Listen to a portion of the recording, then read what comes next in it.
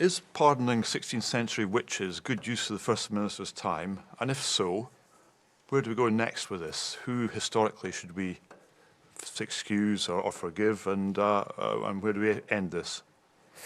Andrew, thank you. We're in the shadow of Edinburgh Castle here tonight, where hundreds of so-called witches at the time were tried and executed.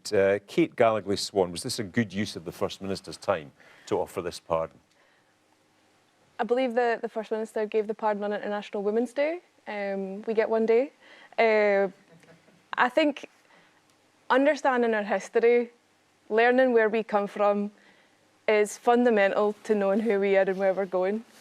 I think that the renewed interest in the treatment of women between the 16th and the 18th centuries under these laws is a really positive thing.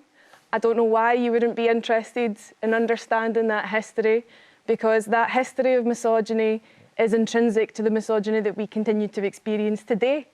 So knowing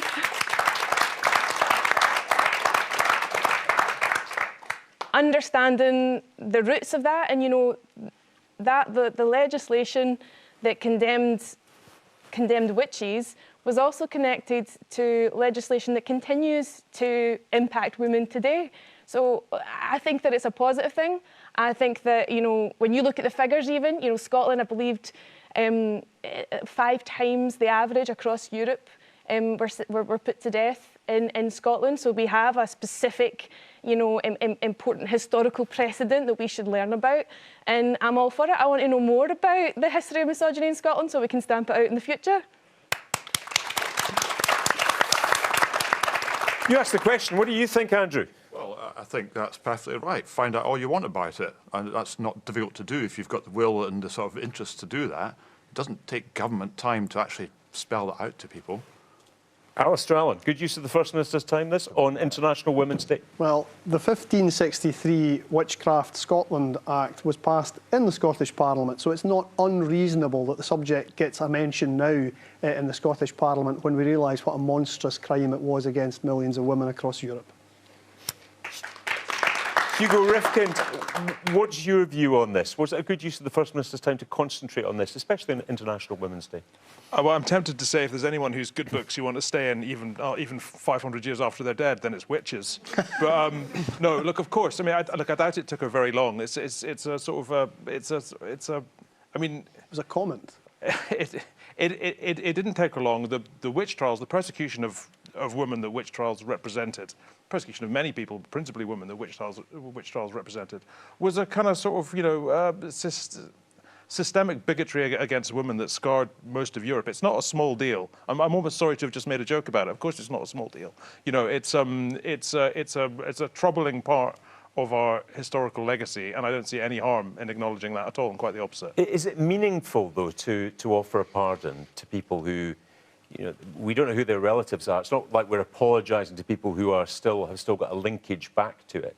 I never really understand when there are complaints about any government apologising for any sort of historic wrong when we have agreed, when it is not contentious that it was a wrong, because I mean, because why not? It costs us nothing at all. So I mean, I have no problem with that at all.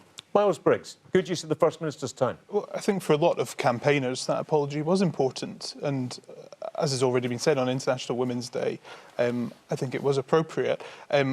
As an MSP, I'm working cross-party on other campaigns to get that national apology. For example, around forced adoption, we need to see the wrongs of the past sometimes acknowledged by our politicians who maybe didn't take those decisions. But for many people who are alive today, for the healing process to start, especially around an issue like forced adoption, I think it is what campaigners want to see. The First Minister actually in her speech made a commitment that the government will take an apology forward on forced adoption as well, which I welcome. I want to see that as soon as possible. So it does make a difference, and I think for campaigners it's something increasingly it was important to them for their healing process. Majority of men on the panel this evening, not the next few weeks though on debate night, but majority of women in the audience tonight. Women on the back row there, yes. What do you think? Good use of the First Minister's time? I wouldn't know if I'd call it a good use of time, specifically in that example, but I believe that any example of apologising for historical wrong is important. I myself am a history student starting in September. And when we reference this back to, even 2 years ago, the summer of Black Lives Matter, once again, apologising for historic wrong, it sends a message about where we stand as a society now, how we're moving forward, how we're being progressive. Thank you. Gentleman down on the front row here.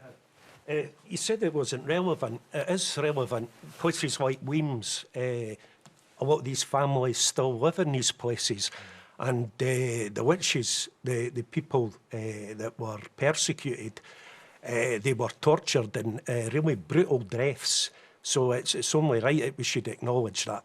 Thank you. A man in the check shirt at the back, yeah. We're talking about it, so it was a successful thing to do. We're only going to learn if these things are brought up and learn from our history. You want to take personal responsibility, you've got to know about it. Now we do. Michael Mara, politicians notoriously not good at giving apologies. Is this the right one, the right subject to choose as well? On International Women's Day, for the time it took, absolutely. I mean, there's a woman from Dundee, my hometown, who has one of two women who've been leading this campaign nationally, Zoe, her name is. I think it's fantastic work because it opens people's eyes to something that we may not have known about. I think the gentleman has just made the point, we're talking about it. That's what matters. And actually, because misogyny in our culture is such a current evil that we have to deal with and women have to deal with every single day, that makes it relevant. I know that there are people in the public who are sceptical about apologies because they feel it can't be a substitution for practical action. And we can't allow it to be that. It can't be something, and I do think there's quite a lot, frankly, this government that does about virtue signalling, telling stories rather than taking actions. These actions do matter, apologies do matter to people, as long as you back them up with actually acting on the problem in the here and now. So they can't be on their own, they can't be seen in isolation. Was it the right thing to do? Absolutely. The next part of that question was, what's next and where do we stop? Katie, what do you think? I mean, I would like to see, if we're talking specifically about Scotland, I sometimes think that Scottish people get ourselves off the hook for responsibility of atrocities committed during colonialism.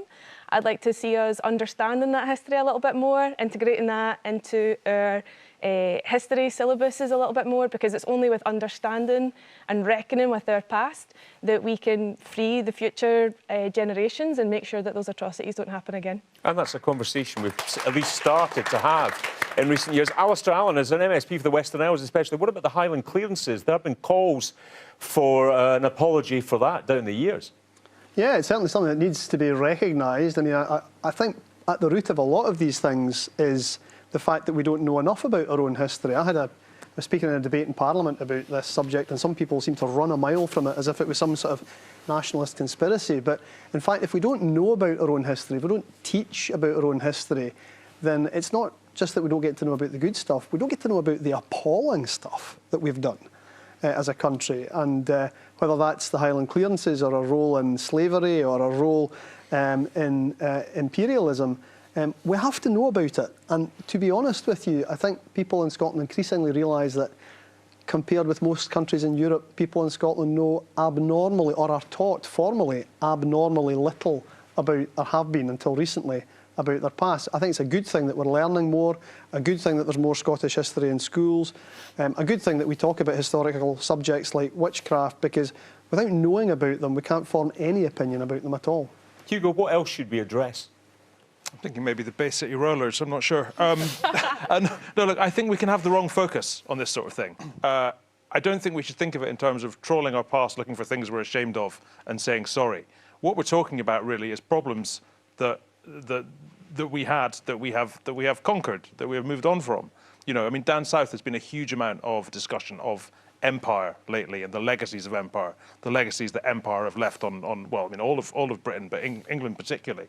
And some people resent enormously talking about empire because they feel that the only way we can address empire is through a sort of a prism of shame. And I think that's entirely the wrong way to think about it. Certainly there are shameful aspects in Britain's past, but this is the nation we are now. We are now the nation that has come through that is an integrated, multicultural nation. This is the roots of that. You know, there are things.